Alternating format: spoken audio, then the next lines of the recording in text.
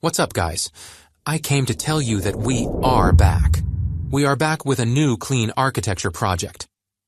Without wasting time, let me tell you what we are going to do. But first of all, I want to say thank you for the energy you gave me in the previous video. And if you are a new member and want to learn clean architecture, I recommend you first watch the previous project and then come here. Well, let's go to the project. I want to say briefly, in this project, we will build a simple application which user enters the name of a city. And then, we will show the temperature of that city to the user with the help of a public API. Well, maybe now, you want to tell me what is the difference between this project and the previous one. I have to tell you that we will use test-driven development in this project. That's why I chose a simple project for clean architecture. And I want to focus more on test writing. Before starting, let me give you some great news. From now on, you can join our Flutter community on Telegram. Simply join this group to stay in contact with other Flutter developers, to learn from each other, and to become a better Flutter developer. So don't forget and join now. Now it's time to go to VS Code. First, let's check the packages that we are going to use. For state management, I always prefer to use Bloc because it is simple and highly readable. And most importantly, it is structured. Also, we will use darts to specify success and failure. And, for dependency injection, I want to use getIt. We will use equatable to compare states and HTTP to request the server. The reason we don't use DO or retrofit is because we will focus more on writing tests in this project. Probably because some of you wanted to learn test writing before, you are familiar with some terms or packages. So, you may know that most of the time we use 3 packages for testing that we have to define in dev dependencies. And they are Flutter Test, Mockito, and Mocktail. And because I want our test coverage to be high percentage, we will also have UI test, most of which includes the block test. So we also need block test to have in the dev dependencies. So this is all the dependencies we need in this project. Well, let's create the folders. As you probably know, in our lib we will have 3 folders named Presentation, Domain, and Data. In the previous project, these 3 folders were placed in the feature folder. But since we have just one feature in this project, we don't need the feature folder anymore. Well, guys, this video was a brief introduction. I just wanted you to know what we are going to do. Stay with me in the next videos. Welcome back, guys. Guys, I don't like to waste time, so let me give a summary of what we will do in this part. In this part, we will start coding. And the first thing we will do is define entities. I'm saying again, if you haven't seen the previous clean architecture project, please watch it first, then come back to this video. Because in this project, we are not going to focus on clean architecture, and I might use terms that you don't know. So watch the previous video first. As I said, the first step is to define the entities. After that, we continue by writing code for weather repository. The weather repository is an abstract class and will be implemented later at the data layer. Then, we will write code for the use case named getCurrentWeather, and finally, we will implement the use case test. So, let's get started. As you may have understood, we have to start from the domain layer. Why the domain layer? Because this layer is a layer that does not depend on any other layer. So, it will be safer if we start with this layer. Domain layer has 3 parts: entities, use cases, and repositories. We start by writing the weather entity. But first, let me create the folders.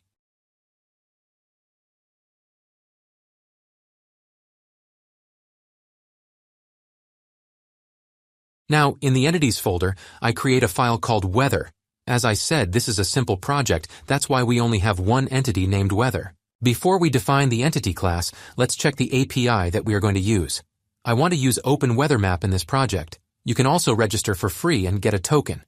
For request to the server, we will use this URL, where we will pass the city name, and the API will return information about the weather of that city. We will use these fields for the weather entity fields. So, I define the required fields, but before that, in the weather file, I first define a class called weatherEntity, and then define the fields.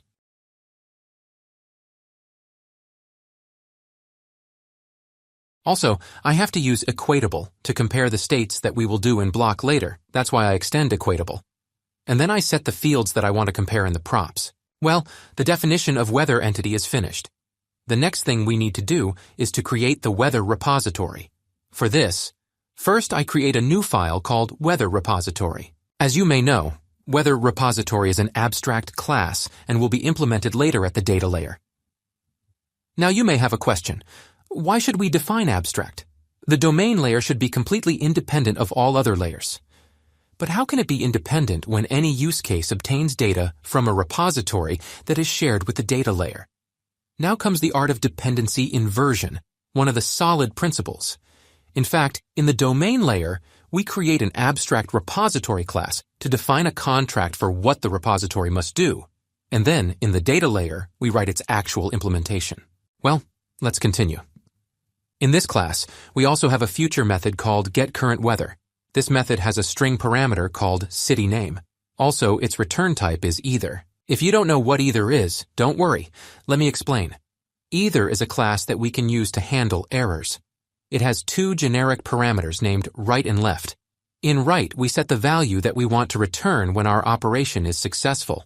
And in left, we set the value that we want to return when our operation is not successful. When the operation is successful, I mean when we make a successful request to the API and the API returns the response, in this case we return the weather entity. So I set the weather entity on the right. And for left, we need to define an abstract class called failure. In this class, we have a string field called error message in which we put the relevant error text. To do this, first I create a new folder in lib called core. And inside core, I create a new folder called error. And then in error, I create a new file called failure. Now, here I define the failure abstract class.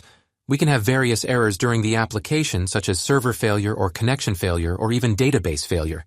That's why I want to add these classes. Now we have to go back to the weather repository file and set the failure class in left. Well, we are done with this file. Now it's time to go to the use case definition. To start, I create a new file called getCurrentWeather in the use case folder. As you may know, the use case, as Uncle Bob mentioned, orchestrates the flow of data to and from the entity. A use case in its most basic form represents a user action such as retrieving weather data by city, retrieving weather information by coordinates, and so on.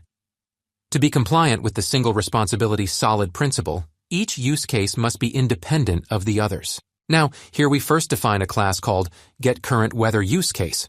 Then, here we must have a future method called execute. In this method, we must use the weather repository and call the getCurrentWeather method. So, first, I define an instance of the weather repository class.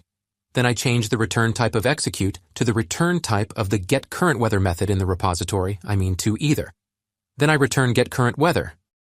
The reason for this error is that because the getCurrentWeather method has a string parameter, and we need to pass a string that is the city name. So, the execute method should take a parameter called cityName and then pass it to getCurrentWeather. Well, we have done everything to write the first test, and now we have to start writing test. But before starting, let me explain about test writing. The workflow of the application development process with TDD is as shown in this diagram. Note that the TDD process is iterative, and it's called the red-green refactor process. So, now let me explain these steps. The first step is, write testing scenarios, which is the red part. The development of a feature begins with writing a test scenario first. Writing test scenarios usually follows the feature requirements in a PRD document. In the test scenario, there will usually be a flow of the developed features, such as determining the data source, ensuring the incoming data from the API produces the appropriate model, designing the state flow of the view based on the data, and so on. The first time we write a test scenario, we will get errors. This is normal because the feature code does not yet exist. Guys, we didn't do this part. The correct process is to write test, then define the use case. But because I wanted you to get a little familiar with clean architecture and test writing, I first created use case. From the next videos, we should first start writing tests and then write code. The second step is, make the testing scenario successful, which is the green part. In this step, the actual feature code writing is done. Writing code at this stage does not have to be neat and optimal, because the main goal in this step is to make the testing code that has been made previously successful. The third step is, refactor the code. After the testing code has been successfully run without any errors, it is time to tidy up and optimize the code that has been written, both testing code and actual feature code. Well, now it's time to start. As you probably know, everything related to testing should be placed in the test folder. This widget test file that you can see is a default file that is created when the project is created, and we can delete it. Guys, please pay attention here. In the test folder, we have to create exactly the structure we have in the lib folder. This means we have to create data, domain, and presentation folders, so I do it.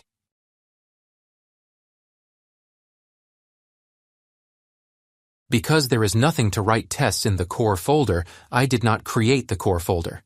Also, as you know, we have to create the use case folder in the domain folder. In the domain folder, we only want to write tests for the use case, so the entity and repository folders do not need to be created.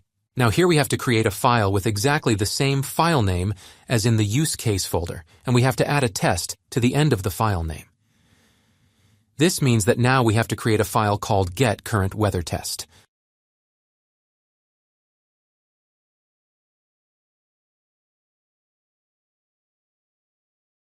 Well, now here first we have to define a method called main.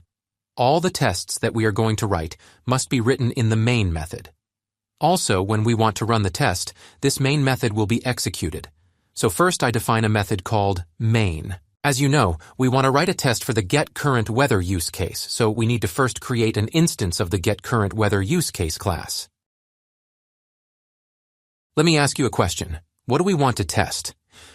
We want to ensure that the repository is actually called, and that the data simply passes unchanged through the use case. Well, according to this answer, we need the weather repository here as well. And as we know, the weather repository class is a contract. Writing a contract of the repository, which in the case of Dart is an abstract class, will allow us to write tests for the use cases without having an actual repository implementation. Now the question is, how can we test an abstract class? Testing without concrete implementation of classes is possible with mocking. A popular package for this is called Mockito, which we've added to our project as a dev dependency. So we have to create a mock weather repository. To do this, first we create a folder called helpers. Then inside it, I create a new file called test helper. To create a mock weather repository, we must use the generate mocks annotation from the Mockito package. Now here, we have to enter the name of the class we want to mock, which is weather repository. There is also a mock for the HTTP library so that it can simulate requests to the API during testing, and we can add it like this. Now to generate mock file, we need to run the following command via the terminal.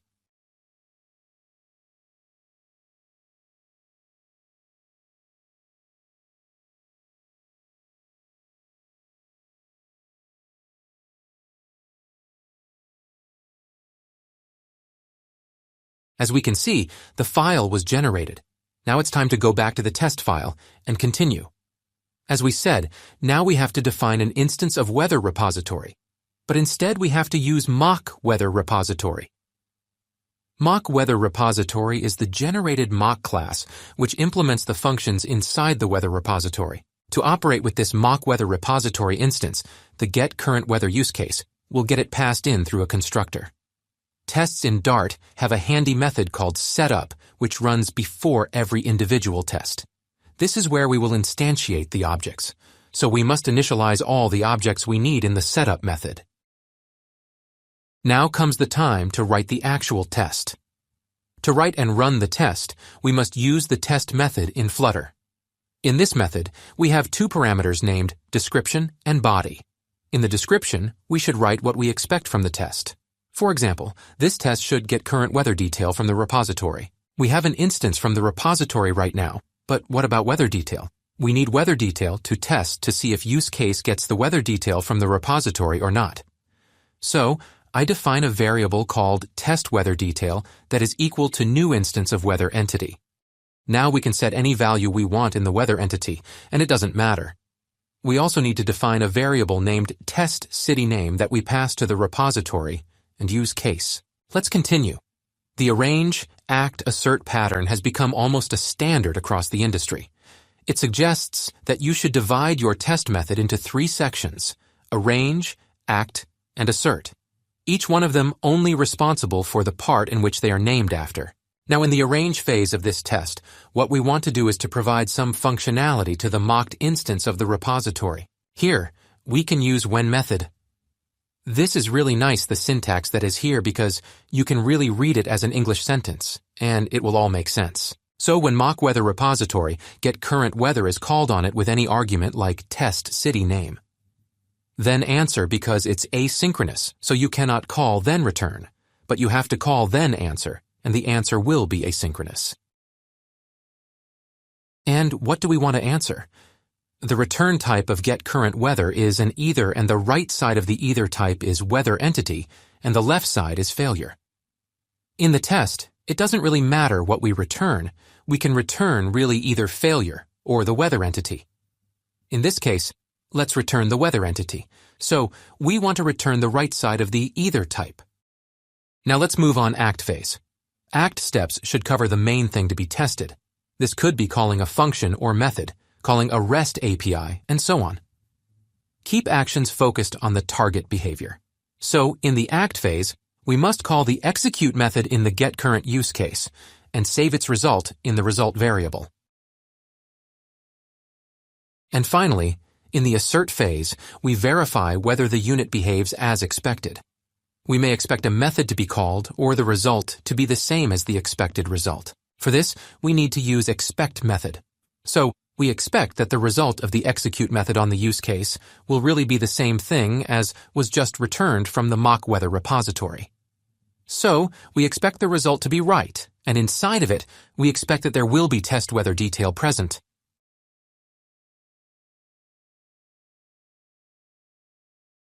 And finally, we did it, guys. Writing the test for getCurrent use case is finished. Now it's time to run the test. For this, we can use the testing section in the editor. Now here we can click on Run Tests, and the test will run. As you can see, if the test runs successfully, we will face this. This tells us that the test with this description was run successfully. Guys, that's enough for this part. Stay with me in the next part, because the next parts are much more important. Welcome back, guys. I hope you are well and enjoyed the last video. If you haven't seen the previous video, please watch it first. In the previous part, we worked on the domain layer and wrote tests for the use case. We can now move on to working on the code at the data layer. At the data layer, there are data sources, models, and repositories. So, first of all, let me create the folders inside the data layer.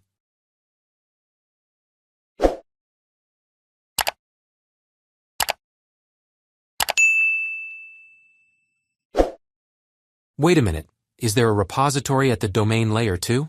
Yes, the repository at the domain layer is in the form of an abstract class in which there are functions that still need to be implemented. So it is in the repository at the data layer that we will start implementing the abstract class. Let me explain something now. Method return types of the data sources will be very similar to the ones in the repository, but with two huge differences. They're not going to return the errors in line by using failures. Instead, they will throw exceptions. Also, rather than returning weather entities, they're going to return weather model objects. All of this happens because data sources are at the absolute boundary between the nice and cozy world of our own code and the scary outside world of APIs and third-party libraries. Models are entities with some additional functionality added on top. In our case, that will be the ability to be serialized and deserialized to and from JSON. The API will respond with data in a JSON format, so we need to have a way to convert it to Dart objects. You may have noticed that the weather model will contain some JSON conversion logic. This word should start flaring red lights in your head because it means employing test-driven development again. Let's look at the TDD diagram again. The first phase is to write the error test. We are going to write the test before writing the production code. This ensures that we won't add a bunch of things that we don't need, and we'll also get the confidence that our code isn't going to fall apart like dominoes. So let's get started. As you know, the folder structure in the test should be exactly like the lib structure.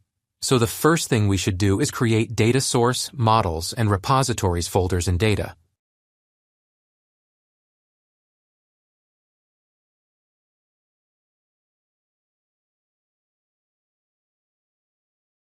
Now, we need to create a new file inside the model called weather model test.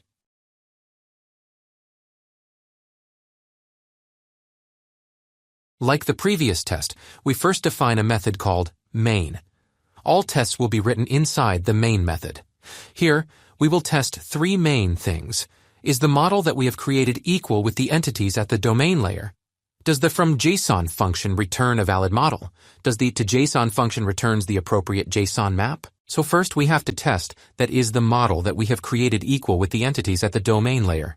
To start, as we did in the previous video, we need to use the test method. It takes two parameters, description and body. In description, we write the description that this test performs, and in body, we write the code. We can write in the description, should be a subclass of weather entity. But what should be a subclass of weather entity? The answer is weather model. So here, we need a weather model. That's why I define a variable called test weather model, which is equal to new instance of weather model. We have an error at the weather model. This is normal because we haven't written the actual code yet. This means that we have completed the first phase in the TDD diagram, and now we have to go to second phase. In the second phase, we have to make tests successful. So now it's a good time to start writing the production code.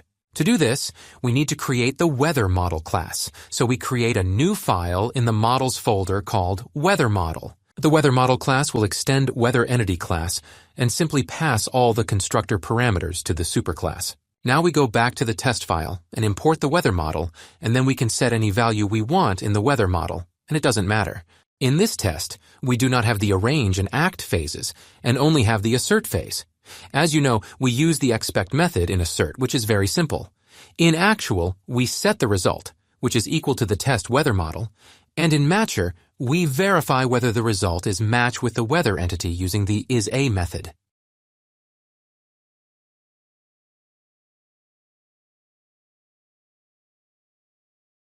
Now we can run the test. As you can see, the test passed successfully, and there is no problem. This means that weather model is a subclass of weather entity. Let's go to the next test. In this test, we are going to test fromJSON method. FromJSON method should return a weather model instance with the same data as is present inside the JSON string. We are not going to get the JSON string from the live weather API. Instead, we will create a dummy data which is just a regular JSON file used for testing. That's because we want to have a predictable JSON string to test with. For example, what if the weather API is under maintenance? We don't want any outside forces to mess with the results of our tests. To create dummy data, I first create a new folder called dummy data in helpers. Then inside it I create a new file called dummy weather response in JSON format. Here we will have only a simple JSON that the API returns. For example, I sent a request to the API to return the weather details of New York City, and now I just copy this JSON response and then paste it in this file. Now we have to read this file in the arrange phase. For this, we can use JSON decode and read it using the read JSON method and the path of the JSON file and save it in the JSON map variable. We have an error here because we did not implement the read JSON method. To implement it, I create a new file called JSON reader in the helpers folder. Then I create a method called readJSON, which return type is string, and inside it, I read JSON using file methods and return it. Now I go back to the test file and import JSON reader. Now we can move on the act phase. In this phase, we must use the fromJSON method in the weather model class to convert the JSON into a weather model and store it in the result variable. Let's implement the fromJSON method. In the weather model file, we define a factory method which its return type is weather model. Then we map the JSON and store it in the fields. This is simple and no need explanation. Let's go to the assert phase. In this phase, we expect that the result returned from JSON is equal to the test weather model. So let's run the test and see the result. The test passed successfully. This means that the fromJSON method returns a valid weather model. And in the last step, we have to write test for toJSON method. Guys, we will not use toJSON method, but we do this for more practice because it may be useful in your projects. In this test, we do not have arrange phase. In the act phase, we use toJSON method from the weather model. This method converts the model to JSON, and we store this JSON as map in the result variable. Now let's define toJSON method in the weather model. This method is very simple, like fromJSON. Now, in the assert phase, we first need to define a variable named expected JSON map and set its value to this JSON. Just note that the values of this JSON must be the same as the values of the test weather model that we defined. And finally, we expect that the result returned by toJSON method is equal to the expected JSON map. Now it's time to run this test and see the result. As you can see, test passed successfully. This means that toJSON method is working well, and there is no problem. So guys, in this video we wrote tests for all three scenarios, and it can be said that we tested the model class and made sure that there is no problem. In the next video, we're going to test the API, so stay with me. What's up guys? I hope you had a good day and enjoy third part. In the previous part, we created the weather model and fully tested from JSON and toJSON methods. In this part, we move on data sources, and we test getting response from API. This part is important, so stay with me until the end. To start, we need to create a new file called remote data source test in the data sources folder. Now here, as you know, the first thing we have to do is to define the main method. First of all, because we are going to send a request to the API, we must have an object from the HTTP client. If you remember, in the second video in the test helper, when mocking the weather repository, we also added the mock HTTP client. This mock is for the HTTP library so that it can simulate requests to the API during testing. If you don't know what mock is, let's go to Flutter's document. It is very easily explained here. Sometimes, unit tests might depend on classes that fetch data from live web services or databases. This is inconvenient for a few reasons, for example. Calling live services or databases slows down test execution. A passing test might start failing if a web service or database returns unexpected results. This is known as a flaky test. It is difficult to test all possible success and failure scenarios by using a live web service or database. Therefore, rather than relying on a live web service or database, you can mock these dependencies. Mocks allow emulating a live web service or database and return specific results depending on the situation. Therefore, I define an instance of mock HTTP client so that we can use it to simulate requests to the server. In the next step, I will define an instance of weather remote data source implementation class. This class will extend abstract class called weather data source and will implement the method we defined to request the server inside abstract class. We have an error here, but that's normal because we haven't created the weather data source class yet. In order to be able to compile and run the test, we need to fix this error, so let's create the classes. For this, I create a new file in the data source called remote data source. Here now I define an abstract class called weather remote data source. And I define a future method called getCurrentWeather, which takes a parameter called cityName, and its return type is weatherModel. This method is a contract. The reason we use abstraction is because it makes testing easier.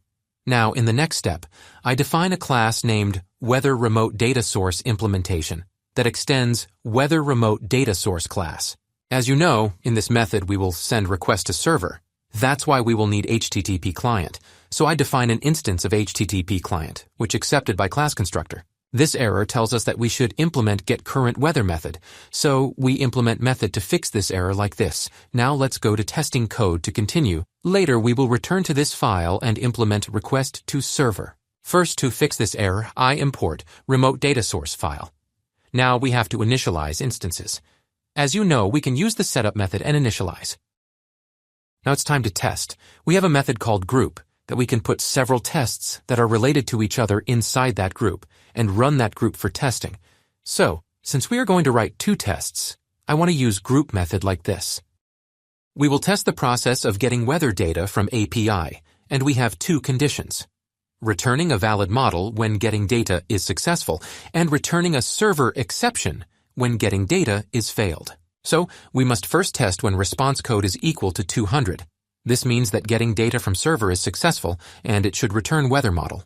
Before anything, in order for the project to be clean, I create a new folder called constants in the core folder, and inside it, I create a new file and then define a class called URLs, and I define URLs and paths, and also API key inside this class. This test has three phases, namely arrange, act, and assert. In the arrange phase, we will use when method.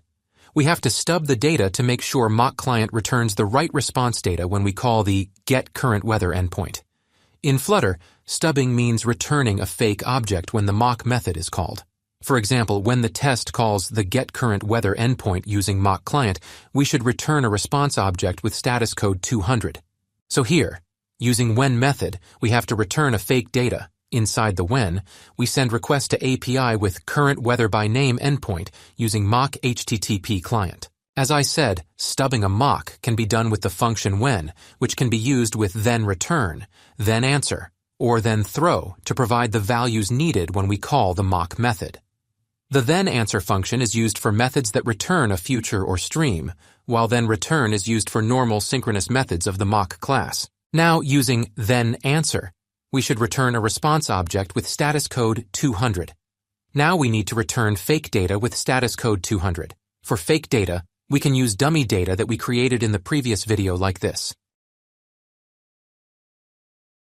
To fix this error related to city name, here I define a variable named testCityName and set its value to New York and then pass it here. Now we can move on act phase. This phase is also very simple. In this phase, we have to do the main action. That is, we need call getCurrentWeather method in weatherDataSource implementation class and save result in the result variable. And in last phase, we just need to use the expect method to check the result returned by getCurrent method is a valid weather model or not. And finally, I run the test.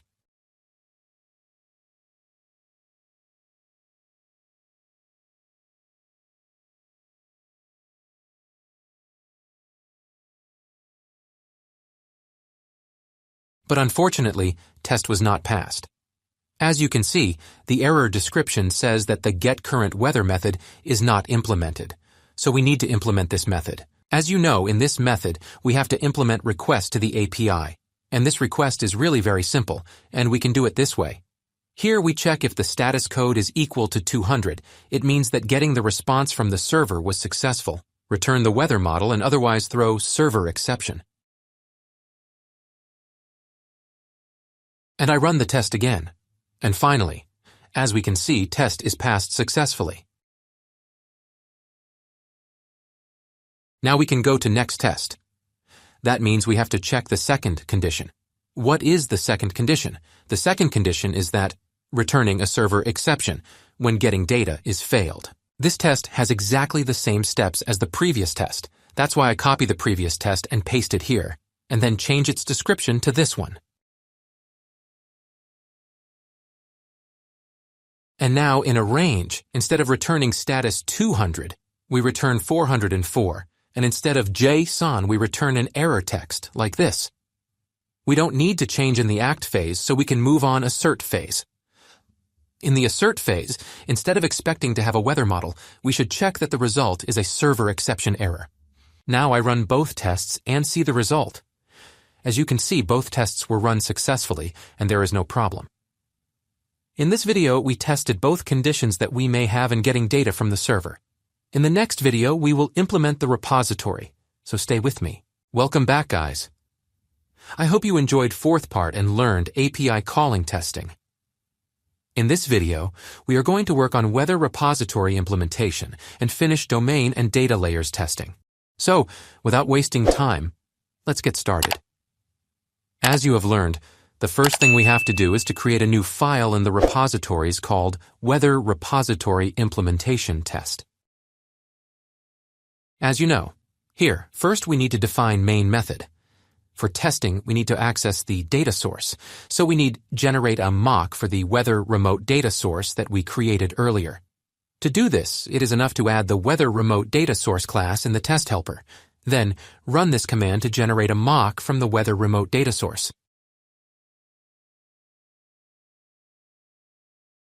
Now we can go back to the test file and define an instance of mock weather remote data source. We also need to define an instance of weather repository implementation class.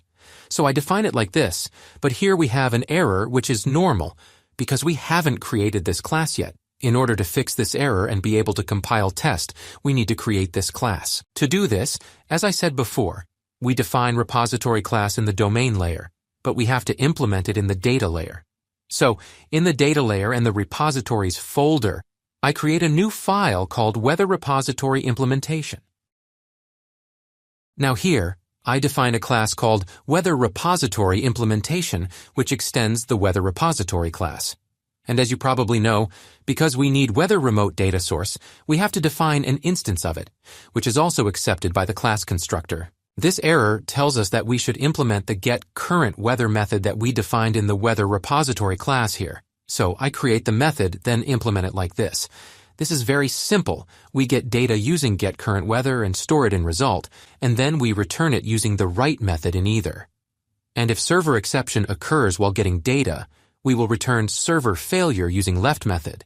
And if socket exception occurs, we will return connection failure. Now we can go back to the test file and import the Weather Repository implementation. The next step is to initialize these objects, and as you know, we have to use the setup method like this.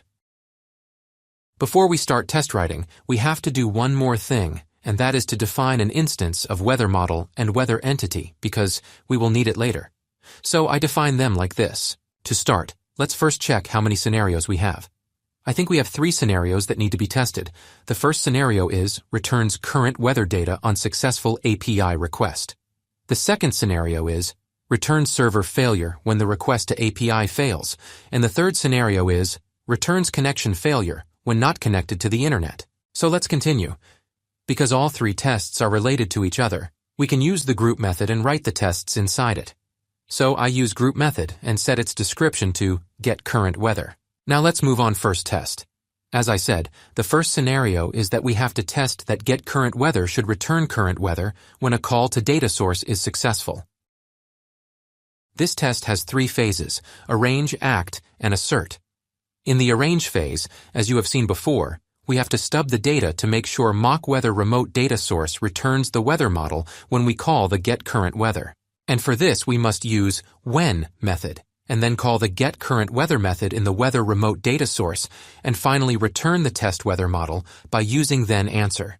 Because getCurrentWeather returns the weather model, I also define a variable called testCityName and set its value to New York.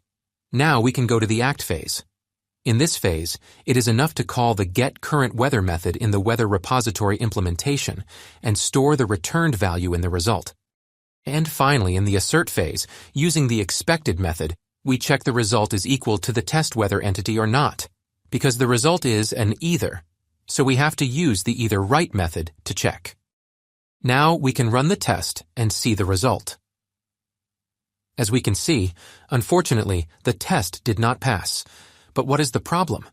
This error tells us that we expected the getCurrentWeather method to return the weather entity, but instead it returns the weather model. If we go to check, we will see that the result here is a weather model. To fix this error, it is enough to create a method called toEntity in the weather model, and then use this method to convert the result into an entity.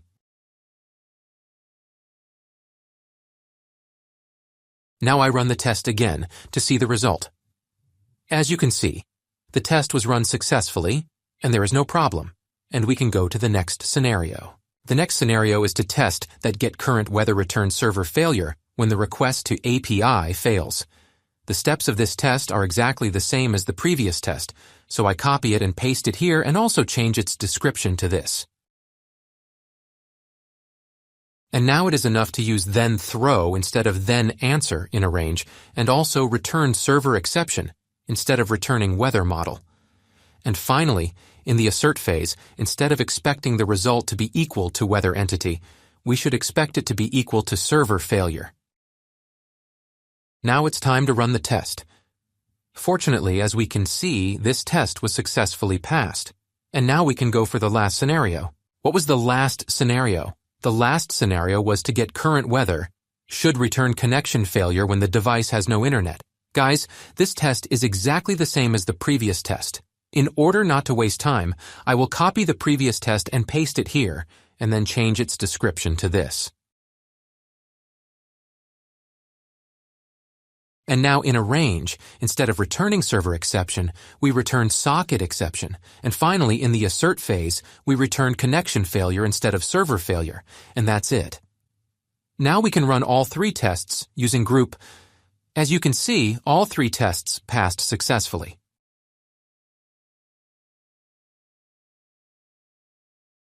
So guys, as I said at the beginning of the video, in this part, we will finish testing the domain and data layers. In the next video, we are going to work on the presentation layer and test the block, so stay with me. After working on the domain and data layers, the final step is working on the presentation layer. At this layer, there are state management and pages. As I said in intro video, we will use Bloc for state management because it is testable and structured. So, without wasting time, let's get started. The first thing we need to do is to create a Bloc folder in the presentation, so I do this. Now inside this folder, I create a new file called weather block test.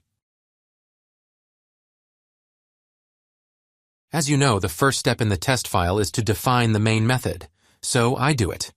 In the block, we need to call the getCurrentWeather method in the repository through the use case, and then the repository will get the data from the remote data source and the remote data source through the API, and finally return it to us. So here, we need to access the getCurrentWeather use case, but we have to mock it. So I open the test helper and add the getCurrentWeather use case here, and then run this command.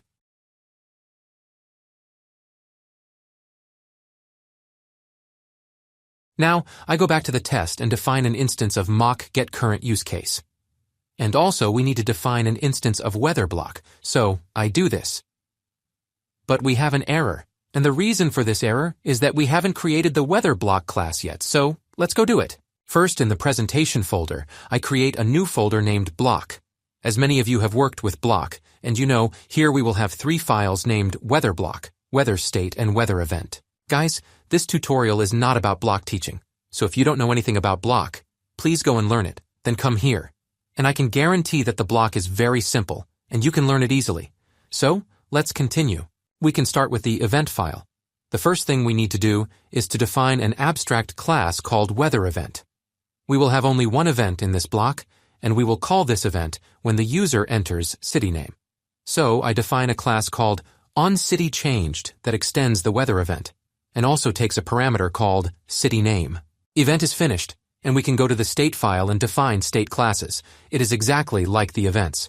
First, we define an abstract class called weatherState. Guys, we have 4 states in this block. The first state is initial state that I set the class name to weatherEmpty. So, now I define a class called weatherEmpty, which extends weatherState class. The next state is when we send a request to the API and wait for the API to return the data. And in this state, we need to show a loading to the user. So I define a state called weatherLoading. And the next state is when we receive the data from the API and can display it to the user. So for this, I define a state called weatherLoaded, which has a weather entity parameter in which the weather data is stored. And finally, the fourth and last state is when we have problems getting data from the API and we have to show the user an error message. For this, I define a state named weatherLoadFailure, and it has a parameter called message, which is error text. Now it's time to create the block class. So, I open the weather block file and then define a class called weatherBlock that extends block and then set weather event and weather state. Guys, you already know how to define a block, so I don't want to waste time explaining it. As I said, we need to access the getCurrentWeather use case, so I define an instance of it that is accepted by the class constructor. Also, we must specify an initial state by passing it to the superclass via super, which we can pass weatherEmpty. Bloc requires us to register event handlers via the onEvent API. An event handler is responsible for converting any incoming events into 0 or more outgoing states. So, I register onCityChanged event like this. Now here, first I emit the weather loading state, because when the user enters any letter in the text field, we call this event and send a request to the API, so we have to show loading to user until the data is received from the API. Then, using useCase and execute method, we get the data and save it in the result. Here we need to pass the city name entered by the user to the execute method. City name is passed to the event, so we can pass it to the execute method using the event like this. Result is an either. So by using the fold method in either, we can easily determine that if there is a problem in getting data, we emit weatherLoadFailure state, and if it is successful, we emit weatherLoaded state. Also, I want to use transformer in event handler. transformers dictate how your event will be processed within a block. They can help reduce boilerplate code and keep your code organized. There are instances when a block event needs to be debounced, such as when we're dealing with a search API where each text change triggers an API call. So, with Transformer, we can handle this and create a delay in sending the event so that we don't send a request to the server with every letter that the user enters. For this, we use the Transformer parameter and then define a debounce using RxDart and then set it with a duration of 500 in the transformer. The block is finished and we can use it in test, so I return to test file and import weather block. And then we do the next step, which we all know, and initialize the instances we defined using setup. In the next step, I define an instance of the weather entity, because as we have seen in the previous tests, we will need it.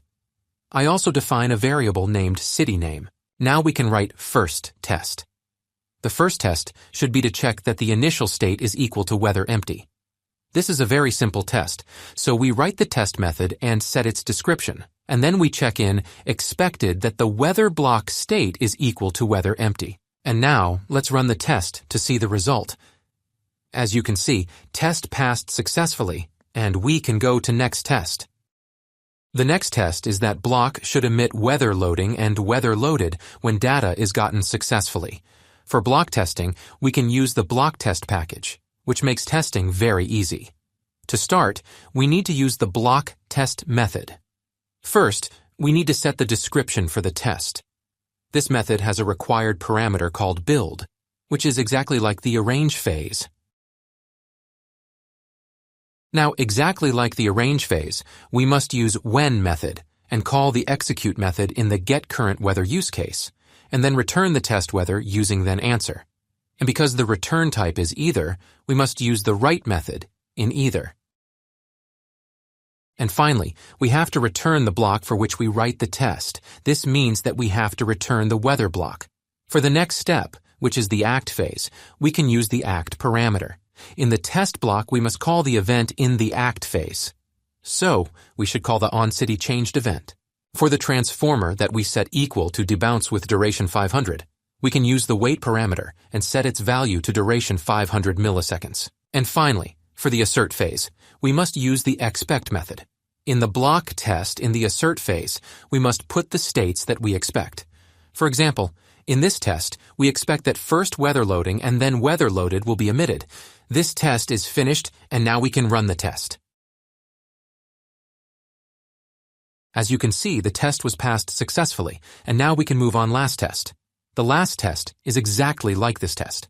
In the last test, we must check that the block should emit weather loading and weather load failure when get data is unsuccessful. So I copy the same code and paste it here. Now first I change the description to this.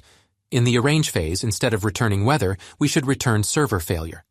And finally, in the assert phase, instead of emitting weather loaded, we should emit weather load failure. And finally, let's run the test.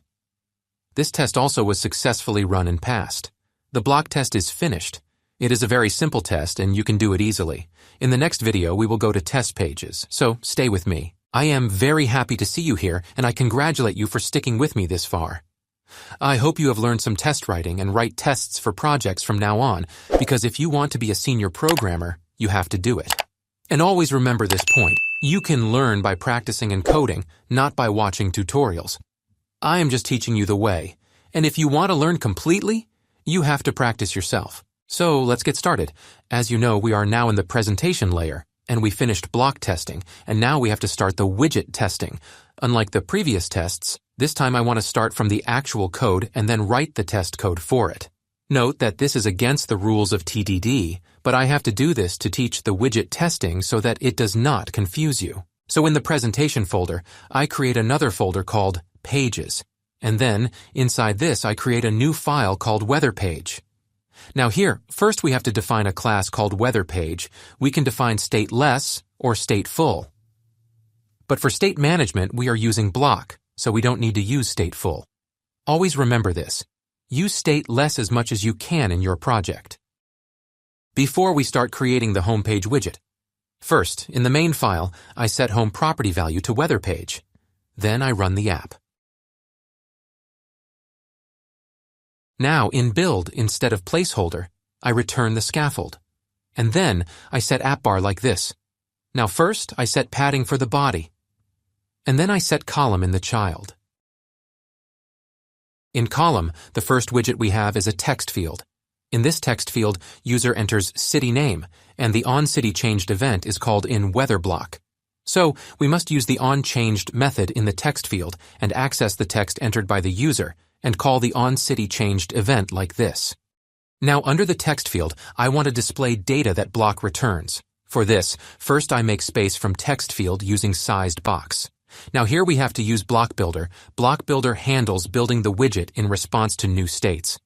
So we check in the builder if the state is equal to the weather loading, a circular progress indicator will be displayed. And if the state is equal to weather loaded, this means that the data has been successfully fetched from the server. So in the weather loaded state, we display weather data. Guys, I will not explain the codes related to UI anymore, because it is very simple, and surely you know it. And if state is equal to weather load failure, we will display error message. Block Builder implementation is finished. Now, if I run the app, we will have two errors, one related to service locator and the other related to block provider. First, let's talk about service locator. Since every class is decoupled from its dependencies by accepting them through the constructor, we somehow have to pass them in. We've been doing this all along in tests with the mocked classes. Now, however, comes the time to pass in real production classes using a service locator. Almost every class we created in this course until now has some dependencies. Even in a small app like the weather app we're building, there's quite a lot to configure. There are multiple service locators suitable for Flutter, and, as you may remember from the first part, we're using Get-It package. Get-It package is a service locator for Dart and Flutter applications. It allows you to register and retrieve objects throughout your app, making it easy to manage dependencies and decouple different parts of your code. Let's set everything up in a new file called injection container, located directly inside the rootlib folder. In essence, we're going to fill in the constructors with appropriate arguments. Now here, first I define an instance of Get-It called locator globally, because we will need this everywhere in the project. Reason why I named it as locator is because it provides a centralized location for managing service locators and dependency injection in a Flutter application. The next step is to create a method and register the objects inside it. So I define a method called setupLocator. The setupLocator function will be called immediately when the app starts from main. It will be inside that function where all the classes and contracts will be registered, and subsequently also injected using the singleton instance of Get-It stored inside locator. The Get-It package supports creating singletons and instance factories.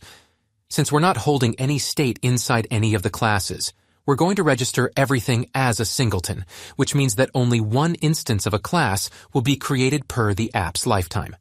There will be only one exception to this rule, the weather block, which we're going to register first. The registration process is very straightforward. Just instantiate the class as usual and pass in locator into every constructor parameter. As you can see, the Get-It class has the call method to make for an easier syntax. Presentation logic holders such as block shouldn't be registered as singletons. They are very close to the UI, and if your app has multiple pages between which you navigate, you probably want to do some cleanup, like closing streams of a block from the dispose method of a stateful widget.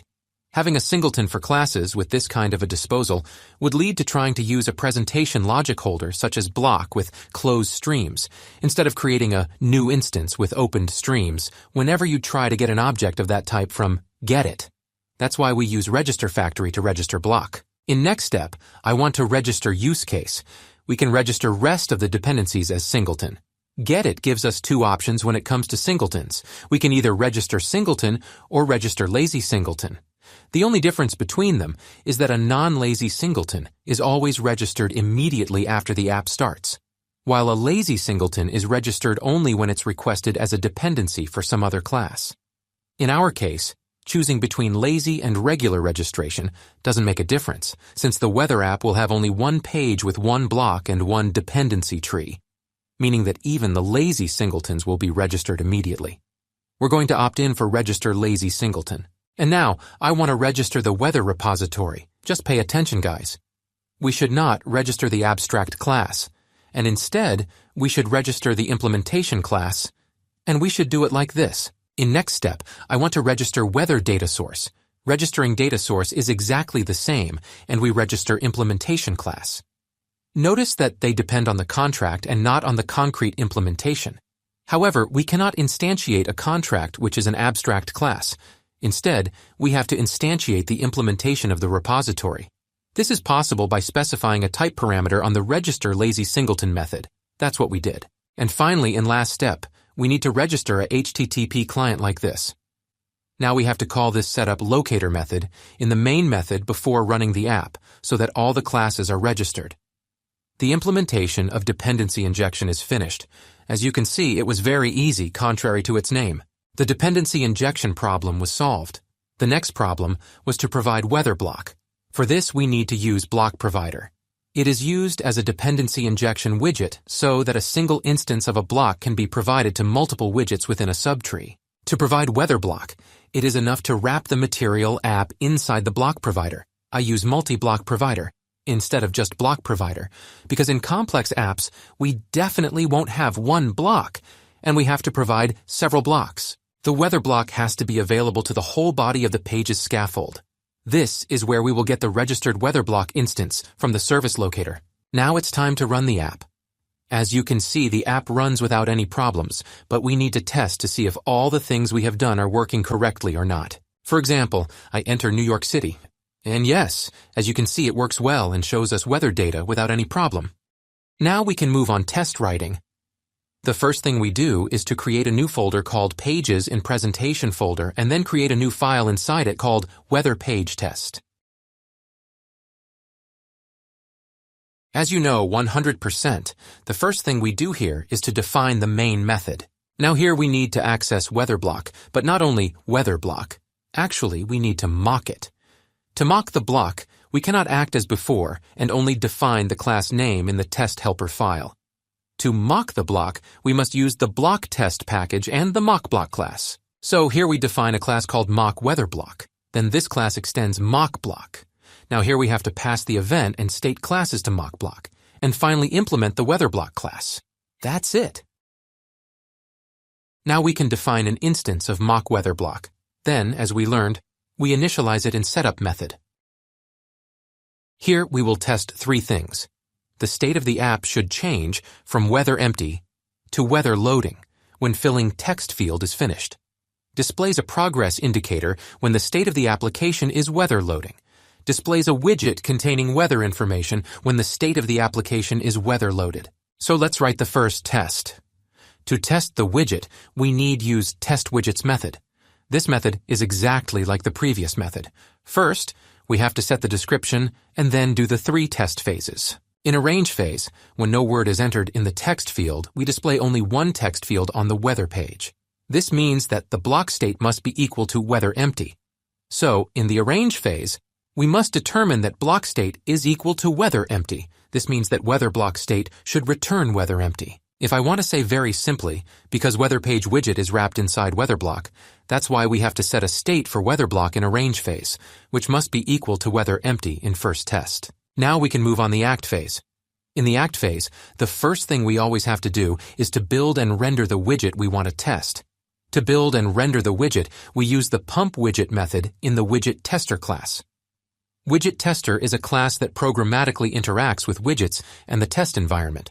Now here we have to pass the weather page widget, but the point that we should pay attention to is that in order for tests to work well, we need wrap the widget inside the material app, because we have to repeat this work in another test. So I create a method above called makeTestableWidget, which takes a widget parameter and returns the material app. Now please note that if we complete the test and then run it, the test will not pass successfully because we use weather block in the weather page, but we did not provide it in the makeTestableWidget, and the block will give us provider error. That's why we need wrap the material app inside the block provider and build it with mock weather block. And finally, now we can use this makeTestableWidget method in the pump widget and pass the weather page to it. So let's go on. After building and rendering the widget we want to test, it's time to test the elements inside that widget. The first thing we had like to do is we need to find the text file and confirm that it exists. For this, we can use the findByType method. It is very simple. We pass the type of widget that we want to see in the widget it is rendered, or not, to the findByType method. And as we know, we want to see if there is a text field or not. So I pass the text field. Now, in next step, using the expected method and then use finds one widget to determine whether or not any widget has the expected text field. If I want to say very simply, finds one widget claims that we must have exactly one text field in the weather page. The next thing we can test is to write text in this text field, and then see that text is found in the weather page or not. For this, we can use the enterText method, and first set the text field in which we want to write the text, and then the text. Now, to be sure of our test, we need to figure out how to inform our widget test to render a new frame after we enter text. For this, we can use the pump method. Pump instructs the system to paint a new frame so that we can meet our expectations with a newly updated user interface. Now we need to find the text that we entered in the weather page widget in expected method. For this, we can easily use the findText method and set the text that we entered inside it. Now we can run the test and see the result. As we can see, the test passed successfully, and the text field works well. So now we can move on the next test. The next test is very simple. We want to test that the circular progress indicator is displayed when the state is equal to weather loading. So I copy this test and then paste it here. And first I change the description to this. Second, in when method, instead of weather empty, I return weather loading. And in the act phase, it is enough to have the pump widget to render the widget. That's why I delete the next lines. And finally, in the assert phase, we need to use the findByType method and set circular progress indicator widget. We determine that we expect this widget to be displayed on the screen. And now I run the test. And as we can see, this test passed successfully like the previous test. So we can move on next test. In this test, we have to test that weather page should show widget contain weather data when state is weather loaded. This test is the same as the previous tests with a little difference. So I copy one of the tests and paste it here. And then, as you know, first, I change the description to this. Then we need to change the when method, because here we are returning weather loading while we should be returning weather loaded. The reason for this error is that weather loaded has a required parameter to which we must pass a weather entity. So I define a weather entity above and then pass it to weather loaded.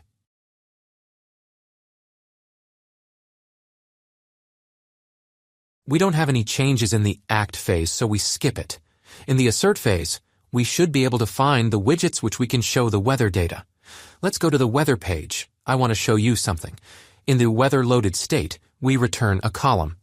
If pay attention, we have set a key for this column, which is the parent widget. In test widgets, we can find the desired widget using the key. So in expected, we can find the desired widget by using findByKey and setting the key. And finally, I run the test to see will the test pass successfully or not. As you can see, unfortunately test didn't pass successfully. The reason is that test widgets by default uses a mocked HTTP class, which will always return HTTP error 400.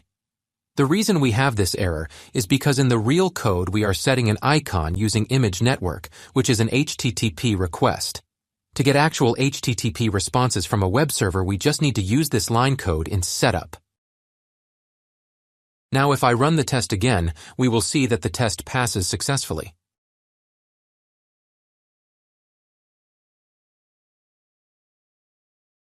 So guys, we are done. This was our last test. Of course, you can write other tests for weather page, but that's enough for this tutorial. I am very happy that I could start and finish this tutorial with you. I say, again, please practice and coding, and don't expect to learn clean architecture and TDD completely by watching the tutorial. Because many friends comment that we didn't understand anything or that clean architecture is very difficult. That's why I wanted to emphasize again that you have to practice and coding. And finally, please support me by like the video and hit the subscribe button.